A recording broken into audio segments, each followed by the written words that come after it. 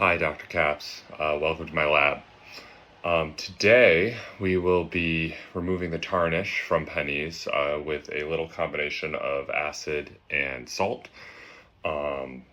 What is going to happen is a reaction that looks a little bit like this, where copper oxide, which is the tarnish on pennies, is going to react with the acetic acid in aqueous solution.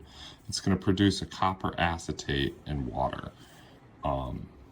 What is unclear in the videos that I've watched is if it's going to leave any color in the actual mixture at the end or not, because obviously the tarnish on pennies is not clear, so I'm sure it should leave some amount of color behind, but we will find out.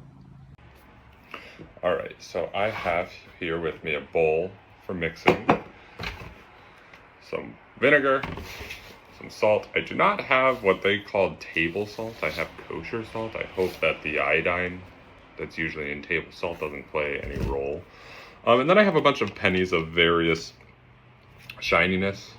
There are some here that are already very shiny. I don't know why I'm including them, but might as well. Alright, so I'm going to add some salt. It did say to measure in the video, but I'm not sure that that's super important. Not baking, just, dissolving salt in vinegar. So I don't think that should require a careful measurement here. Okay.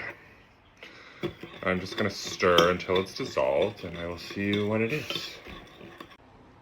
All right, we are back with our solution of vinegar and salt. There is some salt that stayed behind because, not mixing. There's probably too much salt to vinegar, but I do not think that should affect anything, hopefully.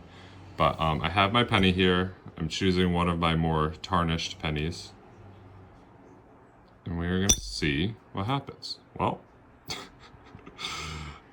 we were supposed to use about half of the penny, but it is kind of hard to keep hold of them, so I'll do half with this one. And we'll see what happens in about 20 seconds. That one already looks a lot better. But this one will show us a little bit more of a result in about 10 more seconds here. And like I said, the acetic acid that's present in this solution is resulting with the copper oxide that's on the pennies, resulting in a copper acetate solution sort of coming off and mixing with water and the remaining acetic acid and salt in the solution. So that's sort of what it looks like. And it seems like it has done quite a good job. I'm gonna add some of the other ones to it, see what happens. Like this one isn't super, it wasn't like black like that one. This one's just a little bit on the darker side. I'm gonna see if that one has a big reaction to the solution as well. I can already see that it's having some type of reaction to it. So that's pretty cool. All right, I will see you in a second to see how all these tarnished pennies. All right, we're back with our clean pennies.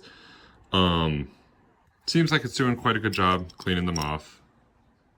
Sure, I could scrub them to do a little bit better of a job, but I will not be doing that.